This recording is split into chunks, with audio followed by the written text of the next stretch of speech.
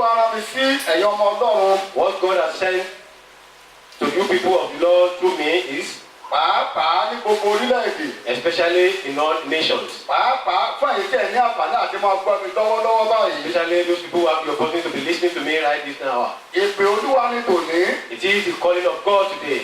Ìyẹn ni pé Ọlọ́run rán ìpè sí ọ. That is to tell you God has sent a calling to you. Gẹ́gẹ́ bí tó rán mi sí ọ ní àkókò yìí. According to the message of God through God to me. Bí orúkọ Jésù yóò dẹ̀ ṣe ayé ẹ̀ ní rere. Amen. In the mighty name of Jesus, it shall benefit your life. Kókó ọ̀rọ̀ tòní. The main theme of today's message, Èyí tí Ọlọ́run rán mi sí wọ olùgbọ́. the one that God has sent to you through me, Òun ni wípé ẹ jáde kúrò láàrin wọn. that is, get out of their midst. Òun ni kókó ọ̀rọ̀ náà. That is the main theme. Lótìtọ́, Truly, ọ̀pọ̀lọpọ̀ ló máa ń sọ wípé many people say ẹ̀mí ń fẹ́ ṣùgbọ́n ó ṣe àìlera fún ara. the spirit is willing, but it is difficult for the flesh. Ọlọ́run pè ọ́ jáde kúrò nínú àwọn kankan lónìí. God is calling you out of some things today.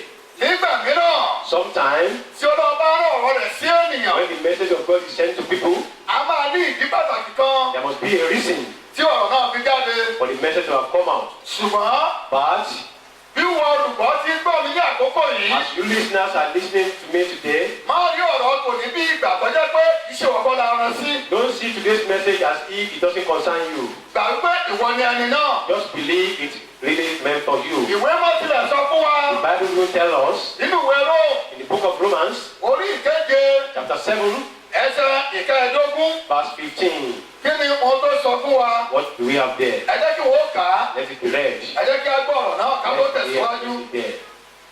For that which I do, I allow not. For what I would, that do I not. But what I hate, that I do. Ó ṣeé ṣe lónìí. It might be possible today, Kọjá pẹ̀lú kọ̀díṣàn tó wà rèé. maybe this is the condition in which you are. Àwọn ọ̀gá kan ń bẹ nínú ayé rẹ. There are some things in your life Tí wọ́n gan rí pé òun ṣe tí kò dára. that you know you are doing, but they are not good. Ṣùgbọ́n kò wù ọ́. But you don't even like them. Ṣùgbọ́n ara kíkú tó gbé wọ̀. But the flesh that you are embarking upon, Àgọ́ ara tá a gbé wọ̀ yìí. that is the flesh body that you have. Òun náà tiẹ̀ ṣe ìkan náà. That is the reason why you are doing some things. Ọ̀dẹ̀ fẹ́ gbọ́ nínú rẹ̀. And you want to leave such behavior. Àwọn tó rán mi sí ọ ní àkókò yìí. God that has sent me to you this particular hour Yóò rẹ̀ ẹ́ lọ́wọ́. will help you Láti mú kó o bá kó òun nǹkan wọ̀nyí. to get out of such a thing in place. Láti mú kó o bá kó òun nǹkan wọ̀nyí.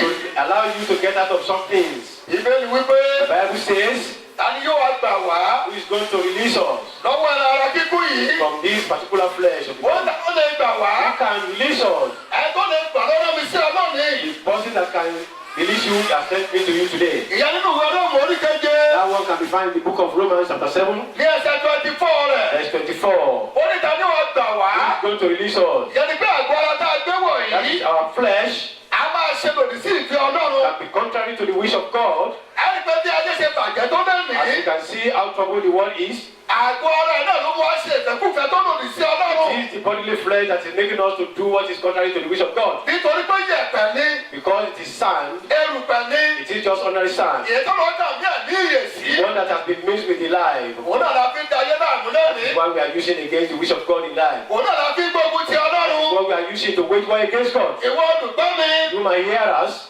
ìjọ kò á ní gbógun ti yẹ̀pẹ̀ yìí. Why wouldn't you wage war against this sand? Èyí tí ṣe àgọ́ ara ìwọ àti èmi. The one that is our bodily flesh. Kọ́ bá máa mú ọ lọ sí ọ̀run àpáàdì. So that you don't go to hell. Kí ni ìwé Róòmù sọ fún wa? What does the book of Orí Romans keje ẹsẹ̀ 24. chapter 7 verse Ẹ jẹ́ 24. kí wọ́n kà á. O wretched man that I am, who shall deliver me from the body of this death? Amen. Amen. Olúwa wípé God says, ẹ jáde kúrò láàrin wọn. get out of their midst. Láàrin àwọn wo? Among which people?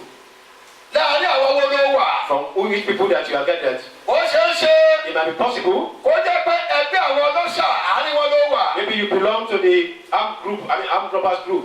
Bóyá ẹgbẹ́ àwọn oníjà ibẹ̀ ló wà. Maybe you belong to the fighters. Bóyá ẹgbẹ́ àwọn olè ibẹ̀ ló wà. Maybe you belong to the thieves. Bóyá ẹgbẹ́ àwọn òpùrọ́ níbẹ̀ ló wà. Maybe you are one of the liars. Bóyá ẹgbẹ́ àwọn alágbèrè níbẹ̀ ló wà. Maybe you are chief of the adulterers. Bóyá ẹgbẹ́ àwọn abọ̀rìṣà níbẹ̀ ló wà. Maybe you are an adorator. Kí ló dé?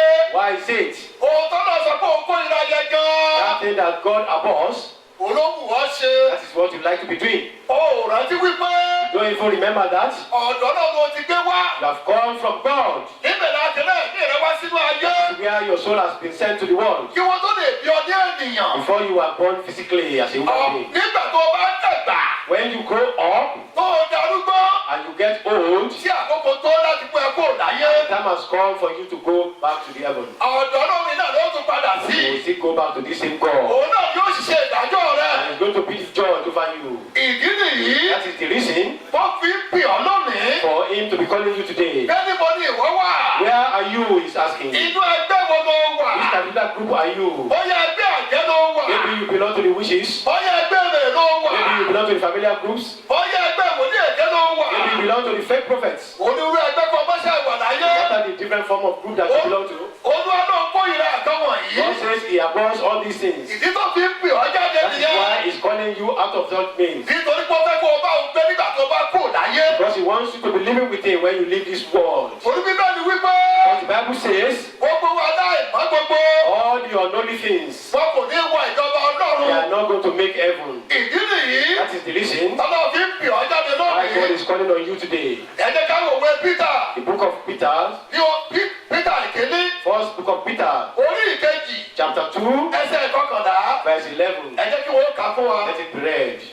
Dearly beloved, I beseech you as strangers and pilgrims, abstain from fleshly lusts which war against the soul. Amen. Amen. Ọ̀rọ̀ tí wọ́n ń kà fún ọ yìí. That particular Bible message being read, Ọlọ́run fi ń pè ọ́ ní. God is using it to call unto you. Wípé kó o jáde kúrò láàrin For you wọn. to come out of that particular Kó o place. jáde kúrò láàrin For you to wọn. come out of that group. Ìwé Ìsíkẹ́lì The book of Ezekiel, ní orí 33 rẹ̀. chapter 33, Ẹsẹ̀ ìkọkànlá. verse 11. Òun náà ń pè ọ́ jáde lónìí. Only calling you out. Kúrò nínú ìwà erí gbogbo. That particular bad behaviors. Kúrò nínú ìwà tó ń yọ̀ nínú rẹ̀. That particular behavior you are Èyí experiencing. tó lè pa ẹrù ní The one ìtẹ́lẹ̀. that can destroy you at the end. Tó o bá lọ kú sínú ẹ̀ṣẹ̀ If wọ̀nyí. you can die, you die in such things. Ó ṣe é ṣe kó má rí Olúwa. Might be possible for you not to see God. Ṣùgbọ́n kí àkókò tó tọ́. But before the time comes, Ọlọ́run ní kó o jáde kúrò God is láàrin calling wọn. you out of the midst. Ìwé Ìsíkẹ́lì The book of Ezekiel, 33 chapter 33, ẹsẹ̀ ìkọkànlá. verse 11. Ẹ jẹ́ kí á gbọ́ ohun tó sọ fún wa. Let's listen to that particular verse.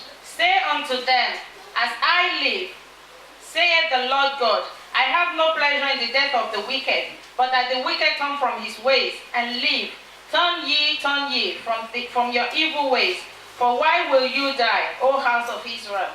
Ìwọ ọmọ náà ní orílẹ̀-èdè gbogbo tó gbé ń gbọ̀rọ̀ tò You ní. children of God in all nations where you are hearing today's message, Wọ́n bí àwọn ti gbà á nìdẹ́rẹ̀ wípé the household, those people in those times that, nítorí ìdíwọ́ ni wọ́n fi kú. why will they die? Nítorí kí ni wọ́n náà fẹ́ fi kú lónìí. Why are you going to die today? I'm asking. Ṣé ọ̀nà búburú tó wà yẹ? Is it because of the evil ways you are Níbẹ̀ ló fẹ́ kú sí you want ni. to die in such a way? Ọlọ́run ń pè ọ́ lónìí. God is calling you today, Ó ní kó o jáde kúrò láàrin wọn. calling you out of that group, Kó o wá sínú ìmọ́lẹ̀. come into the light, Kó o kúrò nínú òkùnkùn. and just leave the darkness, Kó o wá sínú ìmọ́lẹ̀. come into the light, Tí í ṣe nù ìmọ́lẹ̀ Ọlọ́run light of ọlọ́run. God, Tí í ṣe nù ìmọ́lẹ̀ Jésù. light of Jesus Christ. Òwúrọ̀ yóò sílẹ̀ ẹ̀ And God lọ́wọ́. shall help you. Ọ̀pọ̀lọpọ̀ ìgbà mìíràn. Many times, Tí ẹlòmíì máa ń gbọ́rọ̀ when Ọlọ́run. people are hearing the word of God, Àwọn onírú àwọn èrò ló máa ń wá sí ọkàn many ènìyàn. thoughts come into their minds. Onírú àwọn èrò ló máa ń wá sí ọkàn Many thoughts ènìyàn. might come into their minds. Jésù máa fi sí ènìyàn lọ́kàn. Being planted by Satan into their lives. Ara àwọn èrò yẹn ni wípé Some of the thoughts are, ìkúkú ṣèwọ ni wọ́n bá wí. it's not you that they are talking about. Àbí wọ́n dárúkọ rẹ ní. Maybe your name is not mentioned, Wọ́n má bàa ní ẹ̀fàní láti yí padà. so that you don't have the opportunity to change, to repent. Wọ́n má bàa ní ẹ̀fàní láti yí padà. So that you don't have the opportunity to repent. Onírú àwọn ọ̀kan èrò lè súnmọ́ fi sí There ọkàn are many ènìyàn. things that Satan can put in your mind. Amen. Amen. Irú èrò wo ló wà lọ́kàn bó ti ń gbọ́rọ̀ Ọlọ́run yìí? What kind of thought are you having as you are listening to this message? A ní ọ̀rọ̀ ìbàjẹ́ tí wọ́n ń sọ yìí. This particular thing they are discussing, they will say, A ní kíkú sí wọn lọ́kàn. it doesn't concern me, they will say. A ní má fọkàn sí.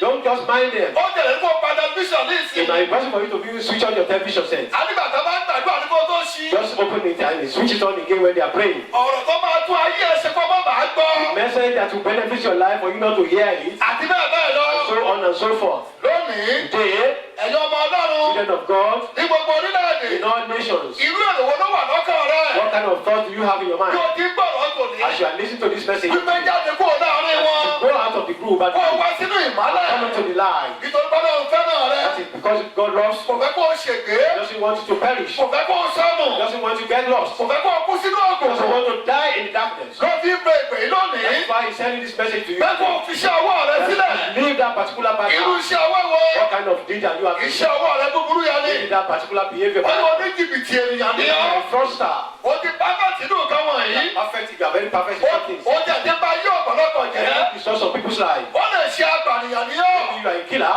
O gbọ́ tí bẹ́ẹ̀ ni sọ ni. Why don't you listen to what the Bible says? Ọ̀nà tó bá pa ènìyàn. Anybody that kills, Nípa ẹ̀dá láti pa òun náà. so we are going to kill him as Ó well. ṣe ṣe ká má fi dà pa ọ́. They might not be killed by Ó sword. ṣe ká má fi dà pa They ọ́. might not kill you by sword. Ó ṣe kó orí àánú gbà lọ́dọ̀ You ìjọba. can receive mercy from God, from government. Nígbà tí ìjọba bá wú ọ nígbà mìíràn. When government just address Wọ́n lè you fojú àánú wò ọ́. and give you mercy. Ṣùgbọ́n But tó o bá yí padà. if you don't repent, Tó o kú sínú ìpànìyàn rẹ. die in such killing. Rántí pé Ọlọ́run ó ṣe ìdájọ́ rẹ. Remember, God is going to judge you. Òun ló ṣe ìdájọ́ rẹ. God to be your judge at last. Òun tó rán mi sí ọlọ́mi pé What is sending me to you today? nínú ipò búburú tó wà That yẹn. particular bad behavior, Kó o jáde kúrò nínú get rẹ̀. out of it. Nítorí pé Ọlọ́run fẹ́ràn rẹ. Because God loves you. Yóò sì rẹ̀ ẹ́ lọ́wọ́. He will help you.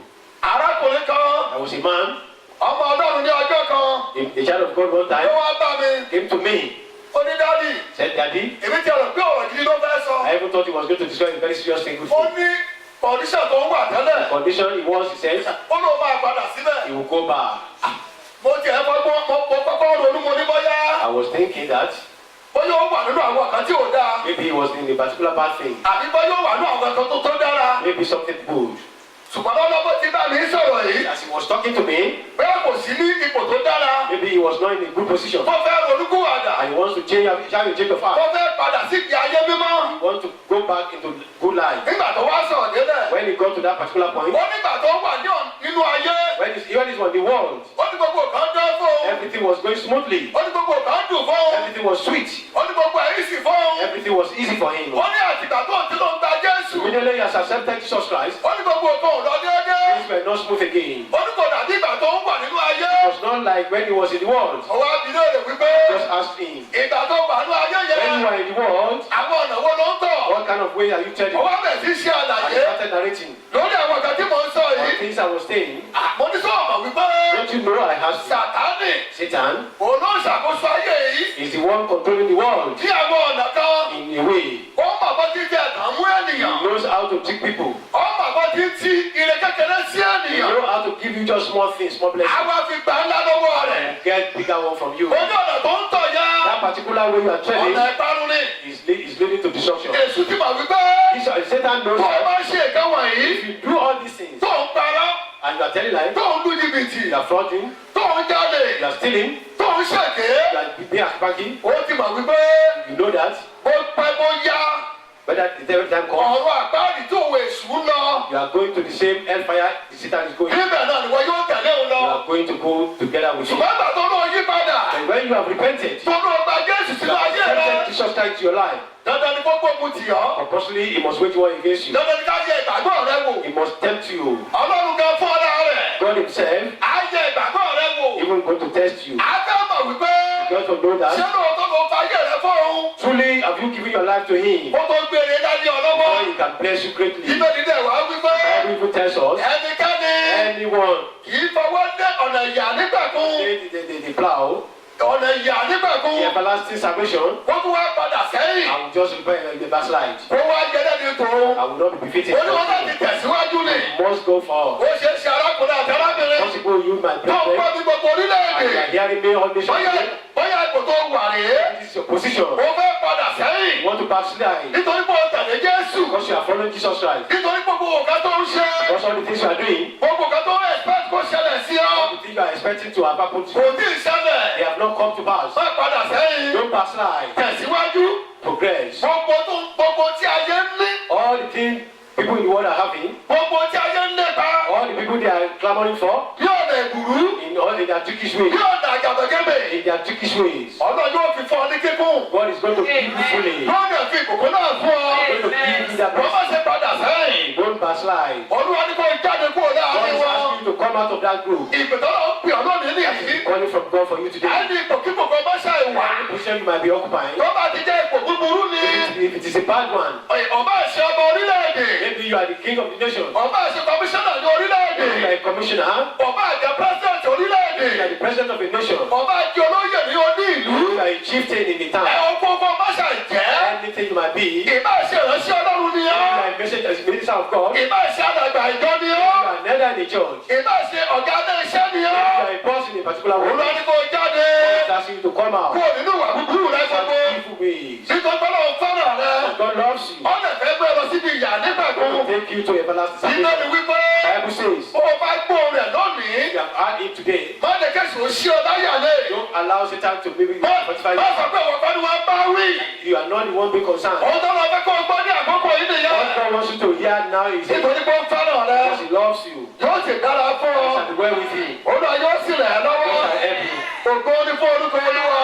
Glory be to the name of Ògo ni fún God. orúkọ Olúwa. Glory be to the Ṣé mo name of God. gbàdúrà lónìí? Pray today. Bí a bá rí ibikíbi If there's any way, tí o ti gbẹ́sẹ̀ sí ọ̀rọ̀ tòní, you have wrong in a particular way, ẹgbẹ́ ẹ̀ṣẹ̀ kan bá ṣe àṣẹ. any form of sin, Ọlọ́run ṣe tán God is prepared and ready láti dáríjì to ọ́. forgive you. Kí ni ìwà ìbàjẹ́ What are the evil things tó wà ní ọwọ́ rẹ? that you are doing? Olúwa wípé God is saying, tó o bá lè yí padà, you can repent. wọ́n fi àánú gbọ̀ ọ́. Going to wake up and Wọ́n fi àánú gbọ̀ ọ́. going to be compassionate. Wọ́n lè dárí ẹ̀ṣẹ̀ rẹ jì ọ́. Going to forgive you of your Nínú sin. ìwé Sáyà, Book of Isaiah, orí 55, chapter 55, orí 55, chapter 55, ẹsẹ̀ ìkeje. verse 7. Ó tó o bá ṣe tán, If you are ready, tó o ti ṣe tán you are ready láti yí padà. to repent, Olúwa ṣe tán God is prepared láti rẹ̀ ẹ́ to lọ́wọ́, assist you, láti yí ọ padà, change you, láti ṣàánú fún ọ. to be compassionate Ẹ on jẹ́ you. ká Ìsáyà 55, Book of Isaiah 55, ẹsẹ̀ ìkeje. Ẹ jẹ́ ká gbọ́ tó sọ. listen. Let the wicked forsake his ways, and the righteous man his thoughts, and let him return unto the Lord, and he will have mercy upon him, and to our God, for he will abundantly pardon. Lónìí, Today, ìwọ olùgbọ́, you hear us. bóyá o ti ń ba ayé jẹ́ bọ̀, Maybe you have been destroying words. bóyá o ti ba ayé jẹ́ débì Maybe you kan, have been destroying words to a particular point. bóyá ọ̀pọ̀ àwọn ẹ̀mí èèyàn ti tọwọ́ rẹ bọ́, Maybe you have even killed some people. bóyá gbogbo ìṣẹ̀lẹ̀ ibi tó ń ṣẹlẹ̀ yẹn, Maybe all the bad things happening. bí orílẹ̀-èdè tàbí ní àdúgbò rẹ, Maybe your neighborhood or the nation. tàbí nínú ìjọ ibi tó wà Or láyé, the church where you are. bóyá nípasẹ̀ rẹ ni, Maybe through you. tí wọ́n náà sì mọ̀ wípé You know for sure. èṣù ló ń yá ẹ́ lò. Satan is just taking care of you. Olúwa ní gbogbo ẹ̀ṣẹ̀ tó ti ṣẹ̀. All the sins you have committed. Olúwa ṣetán láti dáríjì ọ́. God is ready to forgive you. Olúwa ṣetán láti rán àánú sí ọ. Ready to send mercy unto you. Olúwa ṣetán láti gbà ọ́ sílé. Ready to even accept you. Tó o bá lè pinnu ní ọkàn If you rẹ, can make a covenant within your yóò soul, sì rí bẹ́ẹ̀. it shall be so. A ó sì dárí ẹ̀ṣẹ̀ rẹ jì Your ọ́. sins shall be forgiven. Lónìí, Today, kí ni Àìsáyà sọ fún wa? what does Isaiah tell Ká us? tó bọ̀ ọ̀rọ̀ náà wá sí Before ìdánilójú. we conclude, Àìsáyà 44, Isaiah chapter ní 44, ẹsẹ̀ 22 rẹ̀. verse 22. Àìsáyà 44, Chapter 44, ní ẹsẹ̀ 22 rẹ̀. 22. Kí ló sọ fún wa? What does Ẹ it jẹ́ kí say? wọ́n kà á. Let it be read. I have blotted out as a thick cloud thy transgressions, and as a cloud thy sins. Return unto me, for I have redeemed thee. Olúwa ní kó yí padà sí God ọ̀nà. is asking you to change to His way. Ìbèrè olúpadà ní tòní. He's calling you unto repentance Ìbèrè today. olúpadà ní tòní. He's calling you unto repentance today. Bí o bá gbọ́ ọ̀rọ̀ tòní, If you have heard today's message, má jẹ́ kó lòdì ní etí rẹ. allow you to be contrary to your hearing. Kíyèsí ara rẹ You have gidigidi. to notice your